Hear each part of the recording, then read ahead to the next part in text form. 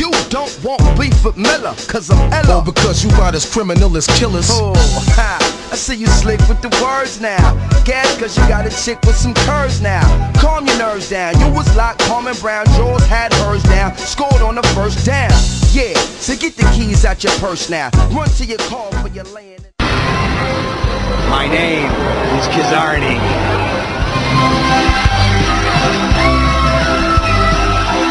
Welcome back to the program, ladies and gentlemen. Live audio wrestling here on Hardcore Sports Radio, Sirius 98. We're going to have our special guest join us very shortly here, but we are going to take some more calls to end off the show. So it's 1-888-942-7326 or 1-888-9-HARDCORE. But I'm actually quite glad to have this man on the program. He's been worked a lot. It was, I think, one of these guys that was kind of the victim of cuts on the roster and some unfortunate circumstances. He's wrestled for years as Sin on the indies. He's done sideshow stuff with Carnival Diablo. He's a comic book artist. He's been in a movie. He had a run in TNA with Father James Mitchell as one of the disciples of the New Church. He got developmental with WWE in 2007. Debuted on SmackDown as Kizarny after the vignettes January 9th of this year, and unfortunately just released by the company. But a good friend, and glad to hear from him, Nick Sajekovic, a.k.a. Kizarny. Nick, how you doing? I'm good, buddy. How you doing? I'm doing not too bad, sir. Not too bad. Thanks for doing the show tonight. I appreciate it. Let's just talk about the development of the Kizarny gimmick, because as some people, a lot of certainly the Ontario wrestling fans would know, but a lot of people didn't know that you had a little bit of that carnival background. And when I first saw it on TV, I thought, hey, it looks like Nick's actually got a little bit of a say in this.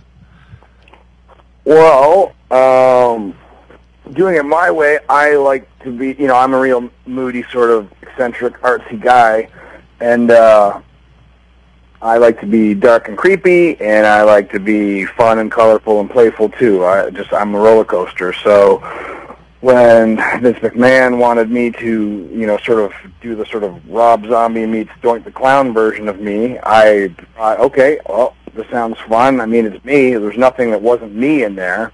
A couple little things along the way that I wasn't a big fan of, but you're working for $1 billion company and the place you want to be ever since you're a little kid. Right. Of course you're gonna try to tailor stuff and make everybody happy. You want your boss happy. You want the fans happy. You want yourself happy.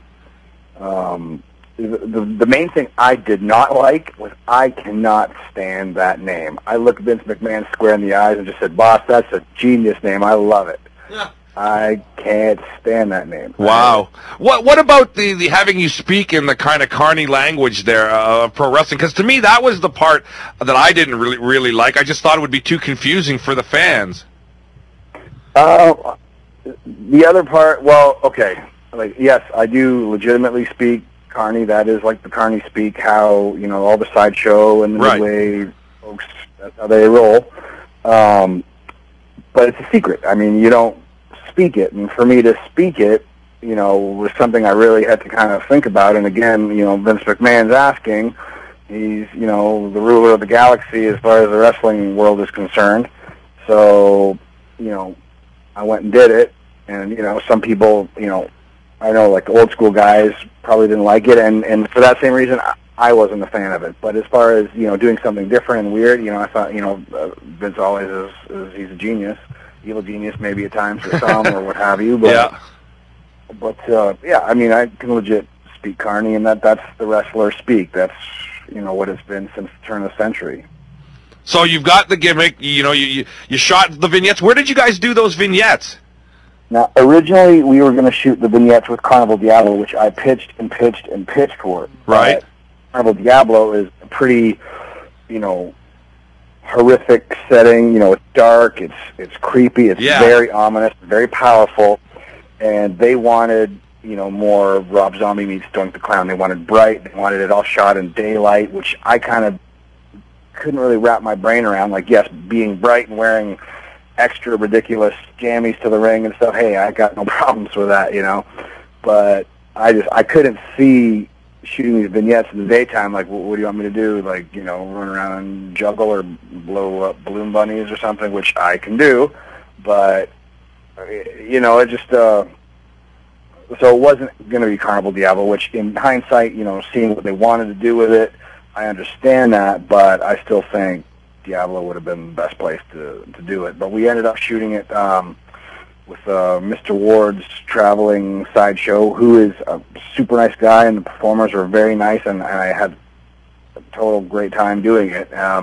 They're based out of Florida, and we actually shot that in Pennsylvania.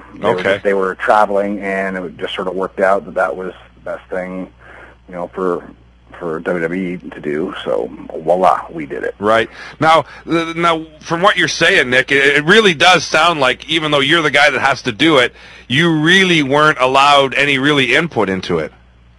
I didn't have a whole lot of say. When I sat down with Vince McMahon, have my initial meeting, I don't even think he knew my name was Sin or anything like that. He just wanted to see one of his Florida Championship Wrestling guys, give me some new meat to look at.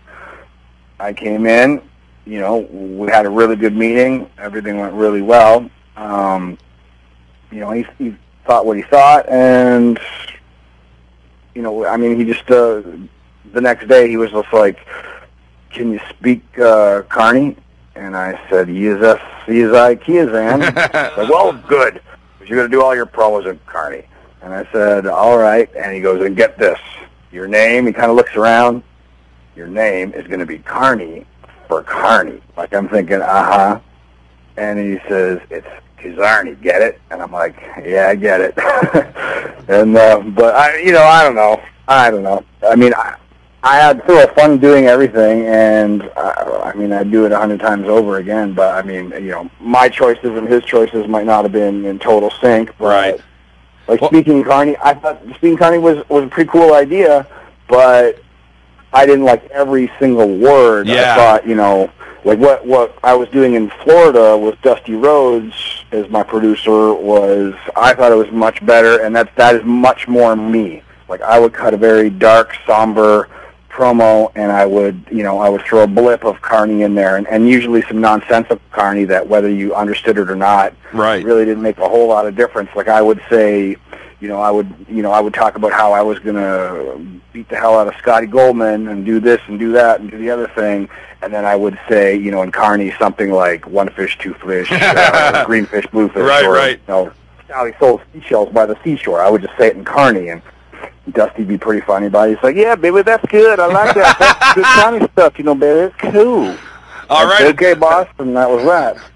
So I guess, and I guess you didn't have any chance to kind of get someone like Dusty behind you when presenting it to McMahon, right? That's how Dusty pushed it to McMahon. But when we did the vignettes, they were adamant that I spoke thorough Carney, which I thought wasn't the greatest idea, just because people are either going to get annoyed or they're not going to get it real fast, and they wanted me to be a good guy.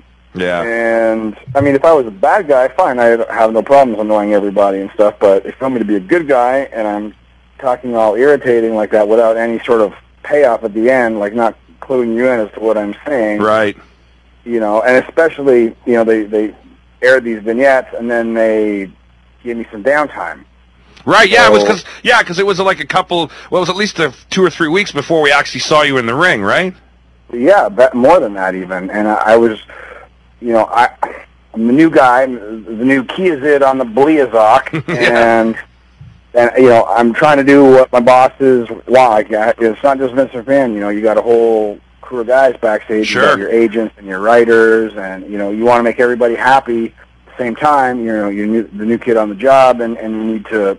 You're minding your P's and Q's, but when are you the squeaky wheel? When do you be accommodating? Right. When do all you that speak backstage up? stuff. Yeah. It always just kind of seems, I guess in life anyway, the whole nice guys finish last deal or something. I don't know, but I'm not bitter about anything, but I just can't wrap my brain around going somewhere. And, if you invite me to your house, I'm not going to put my feet on your table and tell you you're going to make me dinner and this is what I want to eat. If I come over, I'm at your disposal. I'm your guest. I'm playing by your rules in your home.